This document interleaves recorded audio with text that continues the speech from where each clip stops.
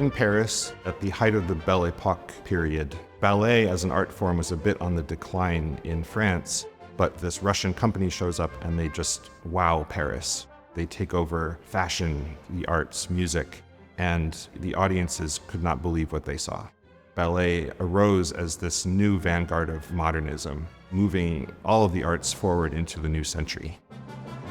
Crafting the Ballets Russes, the Robert Owen Lehman collection is a celebration of one of the finest private collections of music manuscripts anywhere in the world. This exhibition is founded in the collection of Robert Owen Lehman, which spans a wide range of Western music with a wonderful focus in ballet of the early 20th century. And the manuscripts really guided the narrative of the exhibition. We begin in Paris in 1909 when the Ballets Russes arrives and dazzles the city with ballets like the Firebird, Petrouchka, and others.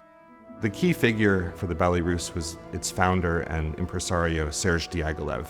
His catchphrase that he would say to his composers, choreographers, and designers was, "Astonish me," and they rose to the challenge. So this manuscript of Firebird by Igor Stravinsky is really where the action kicks off for the exhibition. This work was commissioned by Diaghilev in 1909 for the 1910 season, and he decided to take a risk on this young student in St. Petersburg, Igor Stravinsky. Stravinsky realized he had the opportunity of a lifetime. Now he was working with the choreographer Michel Fokine, who was really the senior partner in the collaboration. And there are these great stories where they'd get together in a studio, and as Fokine described it, Stravinsky would be at the piano trying out ideas, and Fokine would be trying out the dance moves and jumping over the piano and climbing up the wall. So you see this sort of fury of creative endeavor with all these red markings and corrections.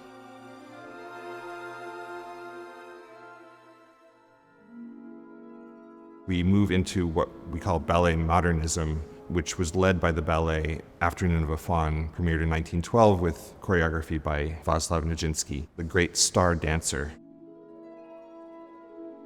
This is Claude Debussy's music manuscript of 1894.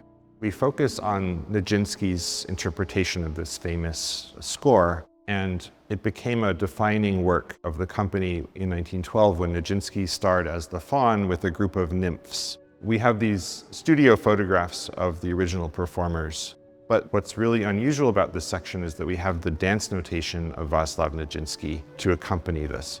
It's his attempt to write down in a notation of his own creation the motions and the choreography that he devised for the ballet. It looks like music notation, it's notes on a staff, but it has a completely different meaning. At the emotional heart of the exhibition are the brother and sister, Bronislava Nijinska and Bronislava Nijinska. They collaborated together on Afternoon of a Faune. They planned further collaborations into the 20s, whereupon Bronislava Nijinska was famously removed from public life by mental illness and was institutionalized. As Nijinska fades from the scene, his sister, Bronislava Nijinska, spends time in Kyiv. She then continues these innovations in choreography, moving into more and more abstraction and new ideas about how to approach the art of dance. And she becomes the only female choreographer of the Ballets Russes.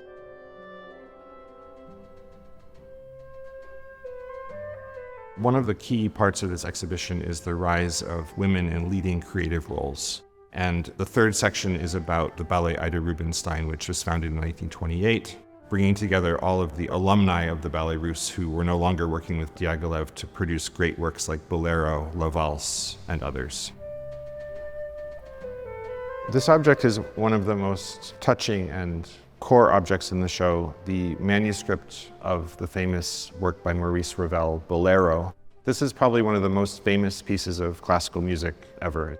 And at the top of the first page, it says it's dedicated to Ida Rubinstein. She was an incredibly important figure in the time, star of the early Ballets Russes years with Diaghilev. And then in 1928, she founded her own ballet company, which briefly became the chief rival to the Ballets Russes. So she's really the reason Bolero came into being. So the Ida Rubinstein company really epitomizes the move toward what we think of as ballet of the 20th century. There was a return to a sort of romantic impulse and a classicism while retaining the modernist impulse that had driven Diaghilev and led to this new world of ballet that we know now. This is a show about ballet, but for me, that's on the surface. At the core, it's about the creative process between musicians, composers, choreographers, and visual artists, and the union of their art, the attempt to bring it together into something greater than the sum of its parts. And it was a kind of alchemy that they were attempting to join these in a way where you would no longer notice the separate elements. And so that, to me, is also at the core of the Morgan's mission.